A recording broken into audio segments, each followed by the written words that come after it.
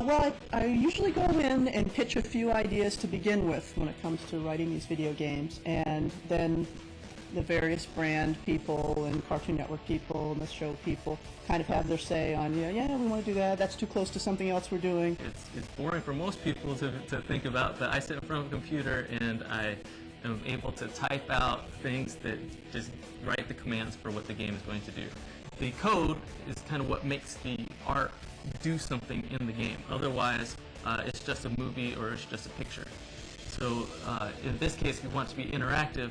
That's kind of how the code does it, is brings the pieces together. I'm responsible for working with all the artists and kind of supervising the overall feel of the visual elements in the game. The sound engineer is in charge of all the sounds for the video game, and I'm kind of overseeing, aside from sound design, which is creating the sound effects and placing them within the game, I also oversee the voiceover, how they're going to be placed, and the music, and overall longings for everything within the game. I am the project manager for the video game. I oversee all departments, and I'm also the liaison between our studio and our publisher and licensor. So I'm kind of the point man to get everybody communicating, and also, of course, to make sure we're staying on schedule. In the many departments, usually art consists of level artists, not so much design, but the creation of what you see in the game. The worlds, the environments, the trees, the things that you're going to interact with in the game. Yeah, the video games are like additional alternate adventures, as are the books, as are the comic books. It's not, if it's not in the TV show, it's not really canon, but we do try to keep it as close to things that would be possible within the TV show. Bringing a 2D character to life in the 3D poses many challenges. On a 2D show, you have a lot of allowances that you can do, like show characters only on certain angles that are ideal for the character. In 3D, we don't have that luxury. We have to show the character, at all angles because the player is in control. If you think about what's in the show versus what's in the video game, there's a lot more animation in the video game than there is in the show. So we're very thankful for any references that we can get for how these characters move and how they fight, but the majority of it is stuff that we have to come up on our own. Because Ultimate Alien, the show, is new, we were kind of co-developing the game at the same time they were developing the show. So we ran into instances where some of the new alien forms, we didn't know exactly what they did. Well, there's so many new characters in this new game, and as exciting as that is, there were some issues. One issue we ran into at the beginning of development is these characters weren't fully fleshed out yet. In our example, there's Amphibian, who's in the game. He went through several color designs and patterns, even, and textures that we had to redo because the studio was trying to find his, the right look for him for the show. A particularly challenging aspect of developing sound for this video game and the previous Ben 10 as well is just the amount of aliens and all the sounds that accompany those particular aliens. Aside from being varied and unique, just the sheer amount of them is a challenge. Environments as well in the game. We're taking the player all around the world. So they're going to be going to pretty much every continent. They're going to be going to China, Tokyo, South America, the US, even places in Europe. So to be able to create all these different environments was a challenge as well. Well, one of the levels that I thought was exciting to work on and bring to life was the China level.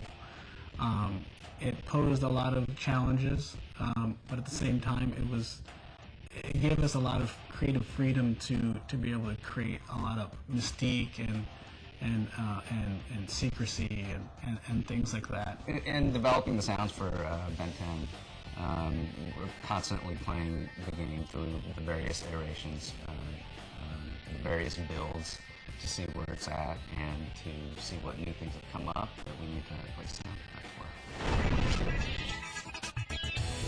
Coming from the TV show as a writer, Cartoon Network's put a lot of faith in me to stay true to the brand and to really, stay true to the character voices and keep the games, if not entirely 100% in continuity with the show, as close as we can possibly be for the fans to accept it and enjoy it. Yeah, I always love it when we can get the writer in the room. I know we didn't have the writer today, but I know Charlotte, and I knew she was writing the game, and I told her to write some really fun stuff for us, and she did. And she brought in like every character into this game that like has almost ever existed on the show. Yeah, we just got done recording all the voices, and I barely made it, but here I am speaking to you right now. How does one describe D. Bradley Baker? He's a monster, but only on screen, only his voice. I think I do 17 super aliens in this game, which that's got to be a record for me. Well, some of the characters are certainly much easier. Those tend to be the ones they don't use as much. The ones that are more vocally punishing, those are the ones they always love to bring back. The soar in Humongosaur is my voice. Good soar after I'm doing Humongosaur.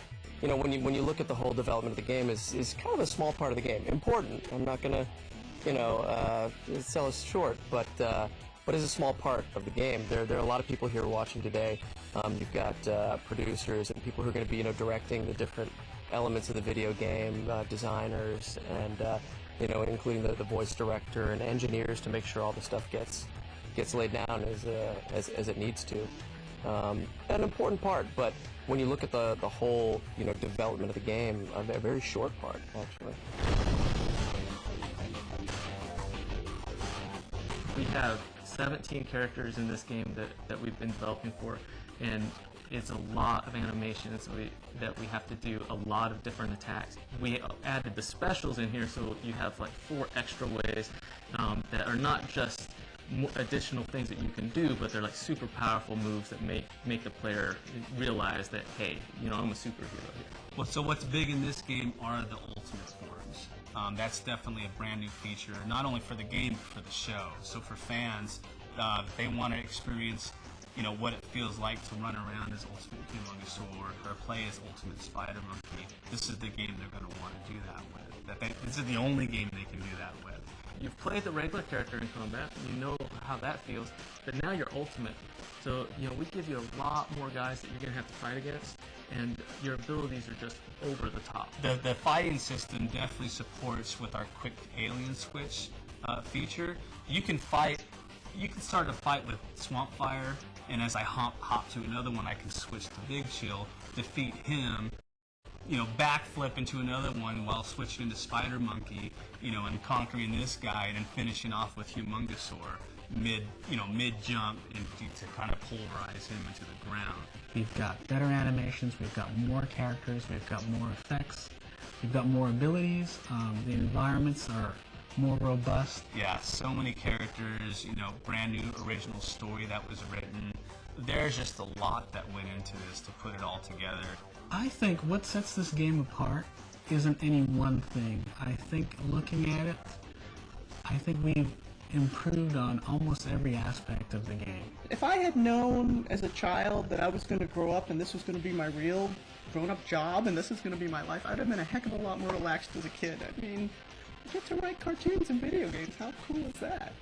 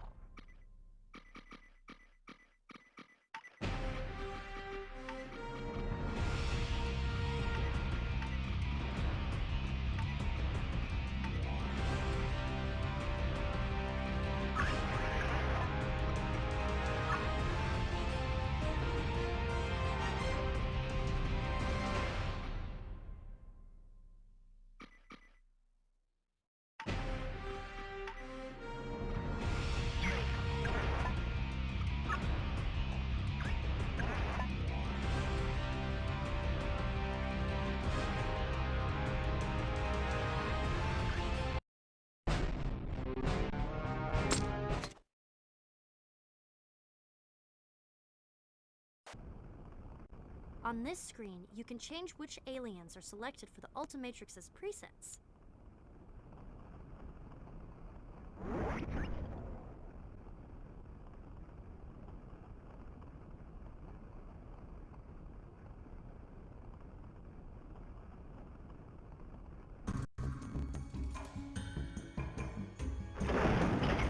The door's sealed tight. You're good.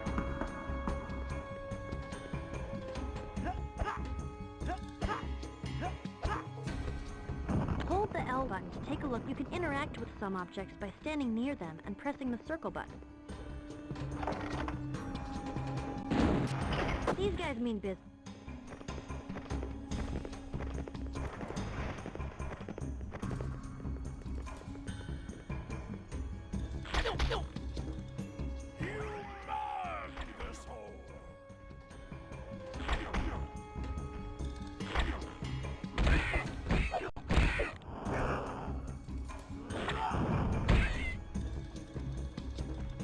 Hey, check this out. You can string attacks together by pressing the square button consecutively. Try a 3-hit combo by pressing the square button 3 times in a row.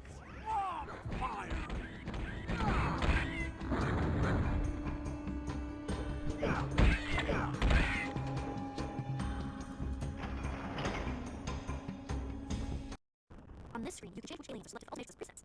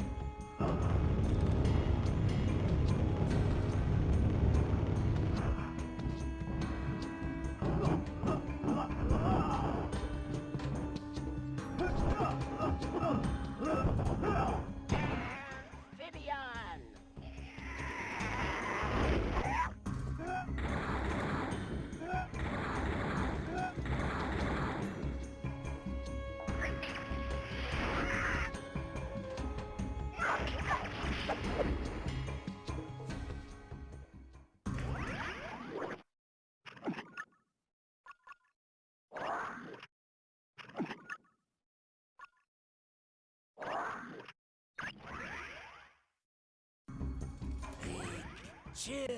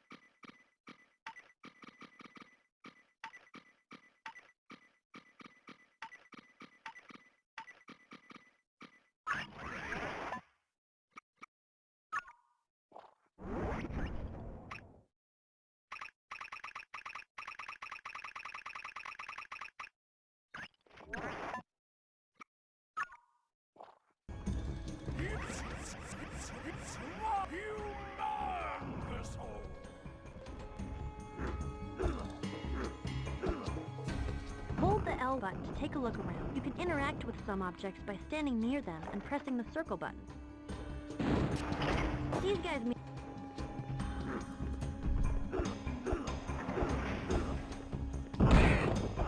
Hey, check this out. You can string attacks together by pressing the square button consecutively.